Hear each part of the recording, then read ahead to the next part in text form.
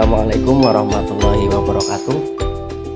Yang saya hormati Bapak Imam Syafi'i selaku dosen perencanaan pendidikan, dan yang saya hormati Kepala Sekolah MTS Al Usmani, dan khususnya kepada narasumber kita yaitu Ibu Hayati, Ibu nggih, yang alhamdulillah berkenan untuk membantu kita dalam melaksanakan tugas perencanaan pendidikan. Kami di sini akan melakukan wawancara yang dengan pertanyaan yang sudah kami buat, yaitu mengenai supervisi. Dan langsung masuk ke pertanyaan pertama kepada Ibu Hayati, yaitu kapan supervisi dilakukan di MTS Al Usmani, Bu? Untuk supervisi itu kan berarti berkala. Untuk supervisi itu berarti di MTS dilakukan setiap 1 semester minimal 1 kali. Itu minimal. Maksimalnya per setengah semester 1 kali. Berarti ada 4 kali dalam 1 tahun. Tetapi yang berjalan adalah selama 1 semester 1 kali supervisi. Jadi dalam 1 tahun ajaran itu 2 kali supervisi karena menggunakan per semester. Berarti untuk yang terakhir kali itu dilaksanakan kapan? Terakhir kali kemarin tanggal berapa, pada bulan November. Oh, November.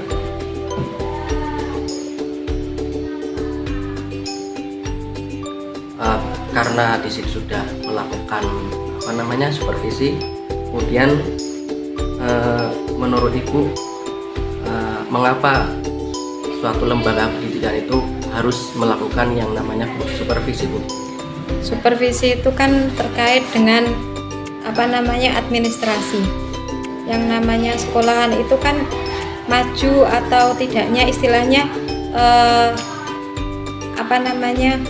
suatu sekolahan itu bisa dilihat dari administrasi yang ada di sekolahan. Nah, itu bisa mencerminkan akan kualitas dari baik tenaga pengajar maupun peserta didiknya. Itu bisa dilihat dari administrasi itu sendiri. Nah, supervisi itu kan berarti bagian daripada untuk menilai administrasi guru dalam mengajar. Karena seorang guru mengajar itu tidak hanya datang, bicara, itu tidak, tetapi harus ada perencanaannya. Lah, perencanaan dalam mengajar itu bisa diketahui apabila dilakukan supervisi oleh kepala sekolah, yang notabene untuk supervisi itu sesungguhnya dilakukan oleh pengawas pendidikan di wilayah masing-masing. Tetapi biasanya untuk pengawas pendidikan itu memberikan wewenang kepada kepala sekolah untuk mewakilinya mensupervisi anak buahnya. Itu seperti itu. Tetapi untuk saya sendiri supervisi itu dilakukan oleh pengawas karena saya PNS. Berarti bisa dikatakan supervisi itu sangat penting karena bagian dari administrasi, gitu. Ya, bagian administrasi suatu sekolahan itu adalah salah satunya adalah supervisi. Karena jujur saja ketika tidak ada supervisi, meskipun itu sudah menjadi kewajibannya, maka tenaga pengajar itu akan menyepelekan akan administrasi tersebut. Nah, nanti paling akan membuat di saat tuntutan yang lebih mendesak, yaitu akreditasi. Sesungguhnya supervisi itu sendiri mempermudah atau meringankan kita ketika akreditasi. Jadi kan data sudah ada, tinggal ambil. Berarti kan Ibu sudah sering dilakukan supervisi ini. Untuk di MTS ini, mohon maaf, saya kebetulan baru mutasi 1 tahun ini. Oh, 1 tahun. Ya, jadi saya mengalami supervisi di sini itu baru dua kali supervisi, karena dulunya saya adalah guru PNS yang diperbantukan di MI, guru mapel Al-Quran Hadis. Kebetulan pendidikan profesi saya adalah mapel Al-Quran Hadis. Dan setelah Ibu melakukan supervisi, dampak apa yang Ibu rasakan, Bu? Yang jelas itu tadi administrasi kita menjadi lebih rapi, terus mengingatkan kita juga bahwa ternyata kita ada rambu-rambunya. Dalam mengajar itu ada rambu-rambunya. Lah rambu-rambu itu harusnya kan kita kita buka kembali, kita review kembali. Kalau tidak ada supervisi, kita akan lupa dengan rambu-rambu tersebut. Kemudian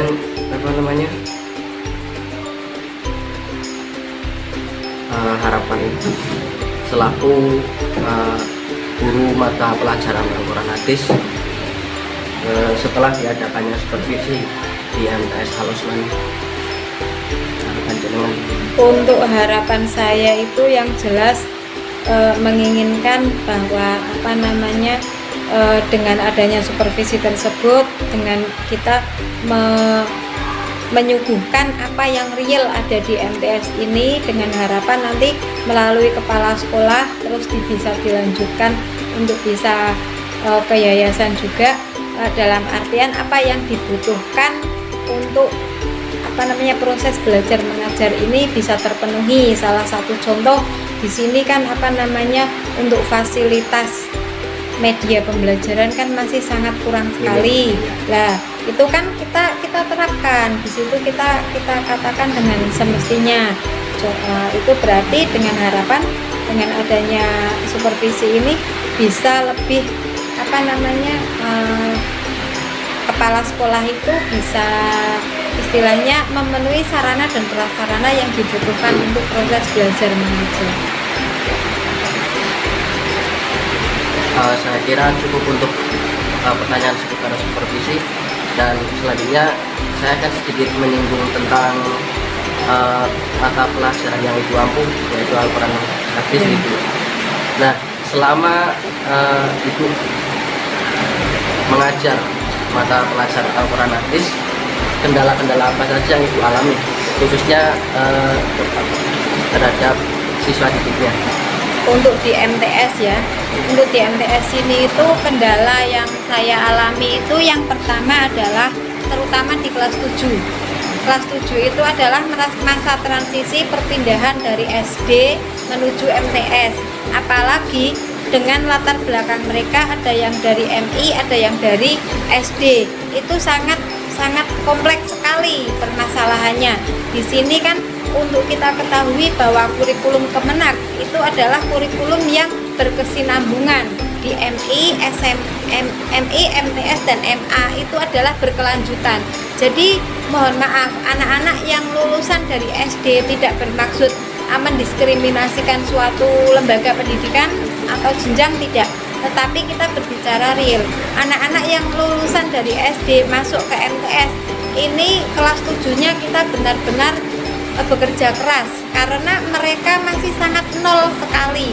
Sementara materi MTS itu adalah melanjutkan materi yang ada di MI. Jadi akhirnya kita sedikit mereview materi yang ada di MI, dan dengan begitu akhirnya sedikit memberikan jam tambahan kepada anak-anak yang dari lulusan SD itu untuk kelas 7. Kalau untuk secara keseluruhan, kendala yang saya alami adalah terkait dengan media pembelajaran.